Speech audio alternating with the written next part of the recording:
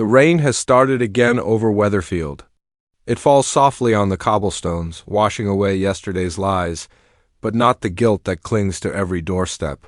Inside every house, someone hides a truth.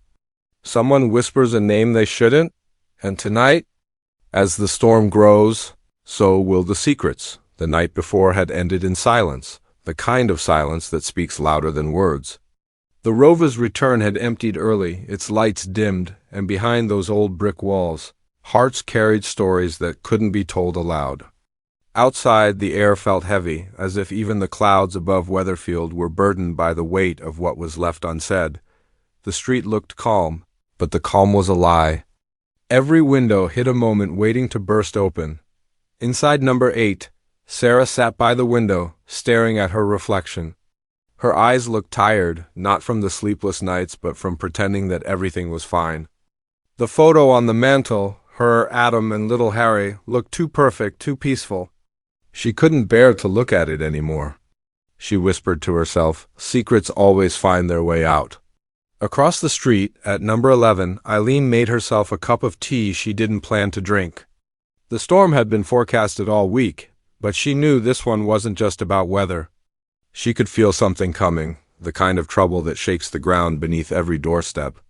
She thought of Todd, of Jason, of all the things this street had taken and given back. It never ends, she muttered, stirring the tea she didn't need. At the corner of the Rover's return, Jenny polished the bar, pretending to focus on the glass in her hand. But her thoughts were miles away. There was a letter in her bag, unopened, with her name written in a hand she recognized too well. She had seen it that morning, slipped through the door before sunrise. It wasn't bills or adverts. No, this was personal. And personal letters in Weatherfield rarely brought good news. Then came the thunder, deep, distant, and promising more.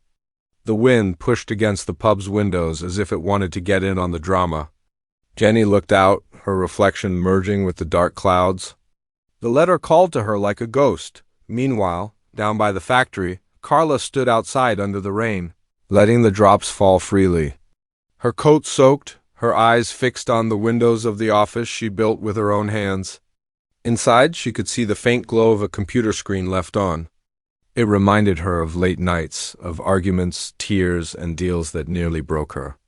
Tonight, it felt like the past was coming back. A voiceover cuts in calm, low, and haunting. Every street has secrets. But in Weatherfield, secrets don't stay buried for long. They crawl through the cracks in the cobblestones, whisper through the rain, and find their way into every home.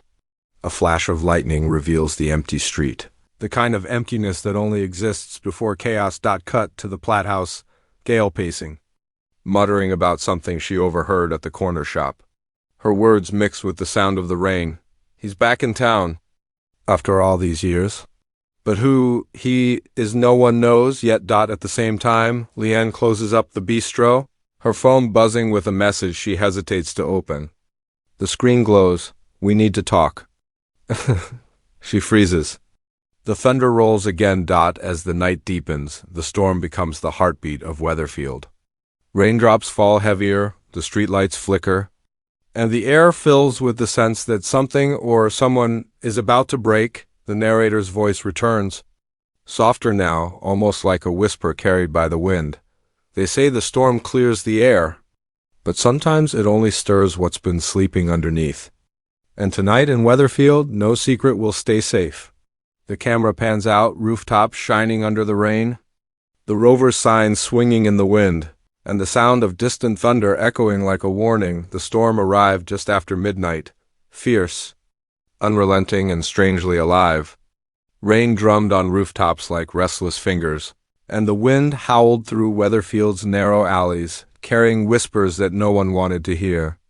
The streetlights flickered as if even they were nervous about what the night might expose. Inside number 8, Sarah's patience finally cracked like the thunder above her house. She stood in the living room, her voice shaking, not from fear, but from holding back too long. Adam sat on the sofa, hands clasped, eyes down. Between them, silence, thick and heavy, filled with everything neither wanted to say. You've been lying, Adam, she said quietly. The words trembled, but they carried weight. And I can't keep pretending anymore? Adam looked up, the flicker of lightning cutting across his face. Sarah, it's not what you think. It never is, she shot back. But somehow it always ends up being worse. Outside, a gust of wind rattled the windows. The argument rose with the storm. Shadows stretched across the room like ghosts of every mistake they'd ever made. The thunder rolled again, loud enough to drown out their voices, but not their truth. Across the street, Jenny finally opened the letter. Her hands trembled as she unfolded the paper, the ink slightly smudged from the damp air. Her eyes moved quickly over the words, then froze. A name, a date. A secret that wasn't meant for her, but now it was hers to bear. She pressed the paper against her chest, her breath shallow. The pub was empty, except for the hum of the storm outside. The letter slipped from her hand and floated to the floor, landing near a puddle that had crept in through the back door. The last line of the letter caught the dim light from the bar. Meet me where it all began. Jenny's eyes widened. She whispered, It can't be. Meanwhile, Eileen sat by her front window, the storm painting streaks of water across the glass. She watched the lightning flash over the rooftops and thought of Todd. He hadn't come home yet. He'd been distant for weeks, leaving early, returning late, always with excuses. Her gut told her something was wrong, something bigger than she wanted to admit. She picked up her phone and scrolled through messages, stopping at one he'd sent earlier. Don't wait up. Work stuff. She sighed. Work stuff never texts you at midnight? At the bistro, Leanne stood frozen by the counter, her phone still glowing. We need to talk. N. The letter N pulsed in her mind like an alarm.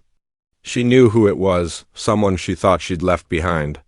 Someone who knew too much. She glanced at the door. Outside, the storm's roar drowned out every sound but her heartbeat. She typed a reply, then deleted it. Typed again, deleted. The storm outside wasn't the only one she was trying to survive. Back at number 8, Sarah's argument with Adam had reached breaking point. Tears mixed with anger, and her voice cracked. You promised me honesty. You swore after everything we've been through, there'd be no more secrets. Adam stood, stepping closer, but she stepped back. Sarah, please. Don't, she said sharply. Don't come near me until you're ready to tell me the truth. He hesitated, the truth heavy on his tongue but trapped by fear. Lightning struck outside, lighting the room for a split second, and in that flash, she saw the guilt in his eyes. That was all she needed. She turned away, her silhouette framed against the stormy window. Her reflection blurred by the rain, the narrator's voice returns, calm but haunting. In Weatherfield, storms don't just break windows, they break the walls people build to hide behind. And once they fall, there's no going back. The wind howled louder, almost as if the street itself was listening to every confession. Every lie, every regret dot at the edge of town. Carla stood under the canopy of the factory, watching the storm lash against the glass. Her phone buzzed, an unknown number. She hesitated, then answered. A deep, familiar voice came through. It's time, Carla. You can't run from it anymore. She froze. The call ended. No name, no goodbye. Only the echo of her own fear. She stared into the dark sky, lightning flashing above her, and whispered, Not again. The storm reached its peak, thunder crashing, wind tearing through the street, lights flickering in every home. People shut their curtains, locked their doors, but it was too late. Secrets were already awake, whispering through Weatherfield's veins. The voiceover returns one last time for this section. Soft, reflective, but edged with danger. Some say storms cleanse the air, but here they stir what's buried deep. And when the morning comes, Weatherfield will never look the same. Fade out on the sound of the storm, relentless. Unforgiving and full of secrets yet to come, the clock struck 2 in the morning. But no one in Weatherfield was asleep. The storm had turned savage, rain pounding against the cobbles, thunder roaring like an angry god. It was as if the whole town had been waiting for this moment, for the truth to finally claw its way out of the dark dot at number 8. Sarah stood motionless by the window. Her reflection trembled in the glass as another flash of lightning illuminated the room. Behind her, Adam paced, his voice low but urgent. Sarah, I didn't want you to find out like this, he said, his words breaking apart between the thunderclaps. Find out what, Adam? She asked, her tone cutting through the storm. That you lied again? That everything we've built is built on half-truths and silence? Adam rubbed his face, his hands shaking. It wasn't about us. It was about keeping you safe. Safe? She said bitterly. You don't keep someone safe by lying to them. You just make them feel small. A moment of silence followed, the kind that sits heavy just before the world collapses. Then finally Adam spoke, his voice soft. It's about Harvey. He's back. Sarah froze. The sound of rain faded away for a heartbeat. No, she whispered. He's in prison. Not anymore, Adam said. He got out 2 weeks ago. And he's been asking questions about you. About us. The world seemed to tilt beneath her feet.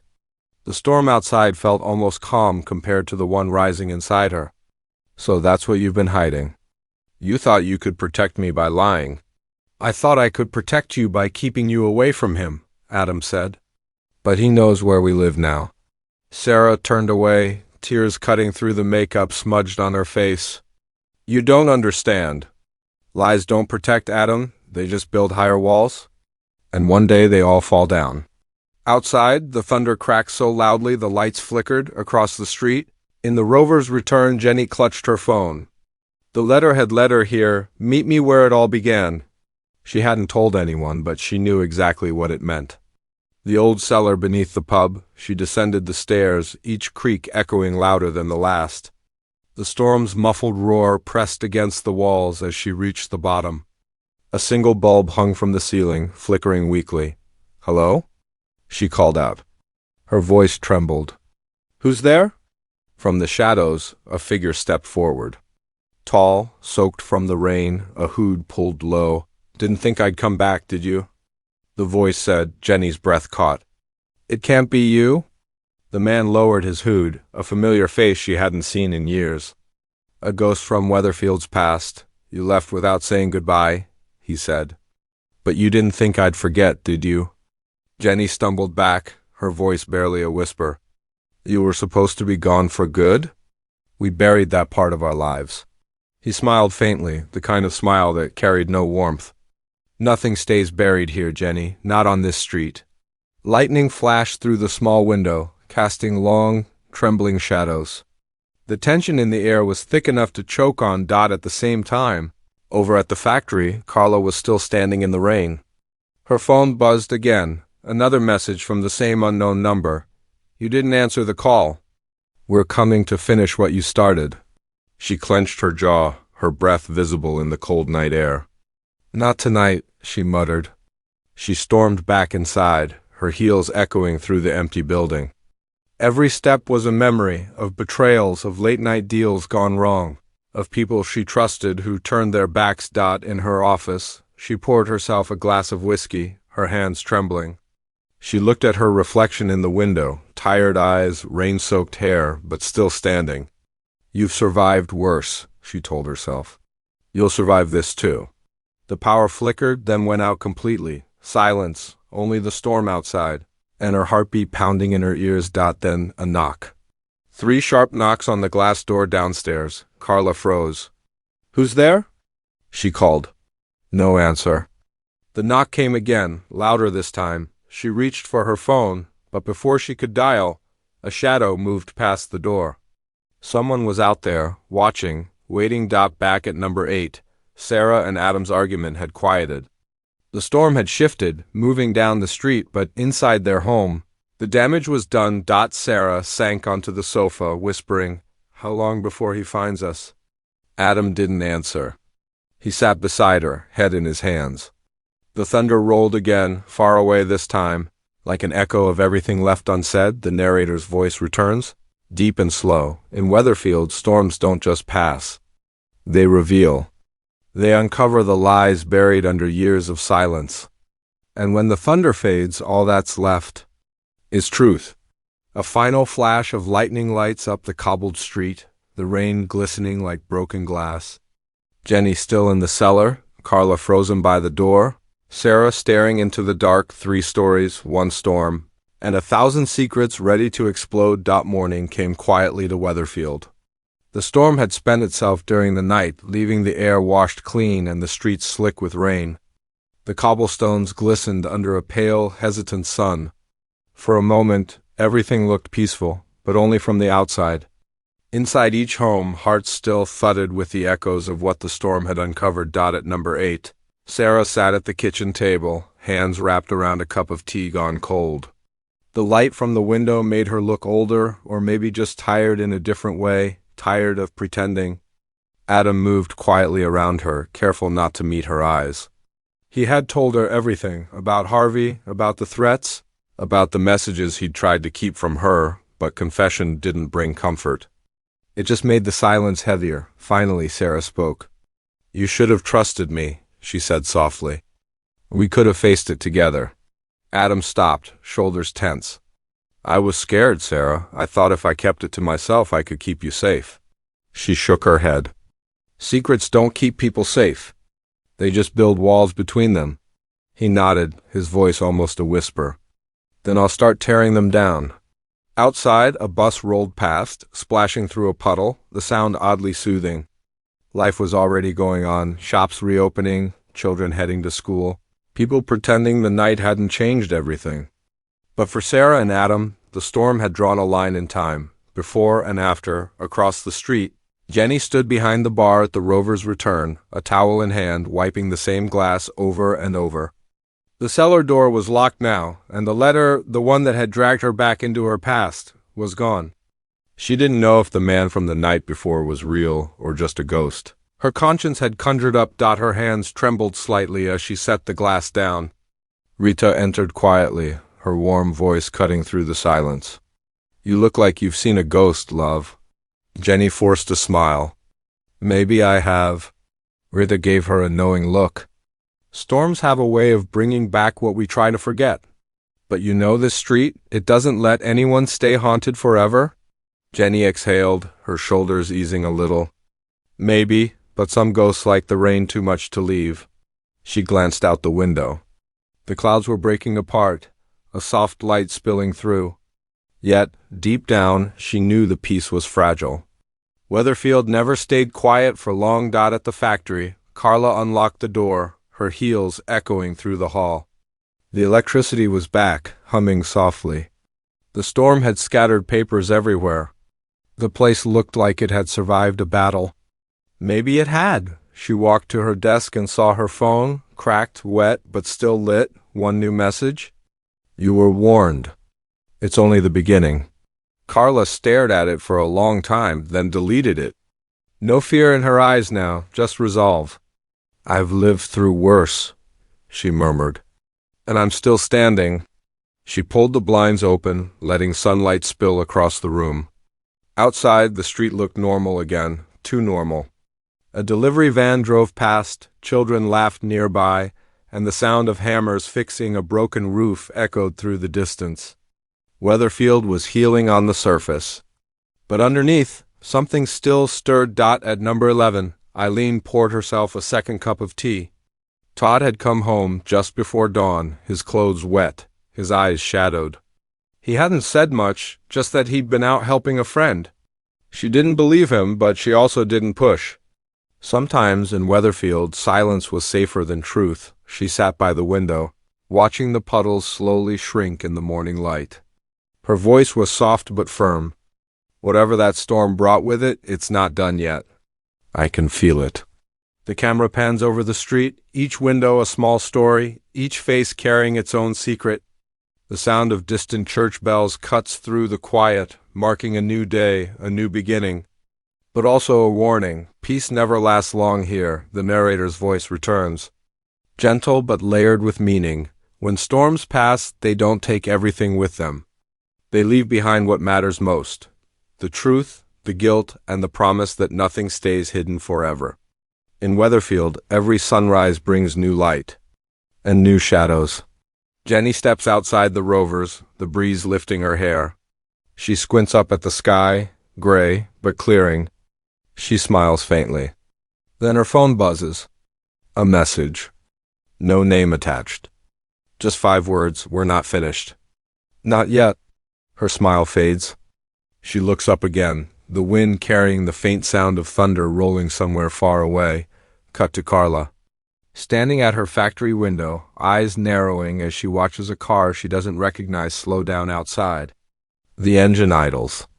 A figure sits inside, unmoving, watching. Then to Sarah, sitting with Adam in silence as the doorbell rings.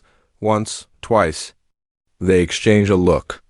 Fear flickers between them. The narrator whispers one last time. The storm may have passed, but its secrets are still alive. A slow zoom out, the cobbled street shining under the weak morning sun. The air thick with calm that feels too perfect to trust. The faint rumble of thunder returns.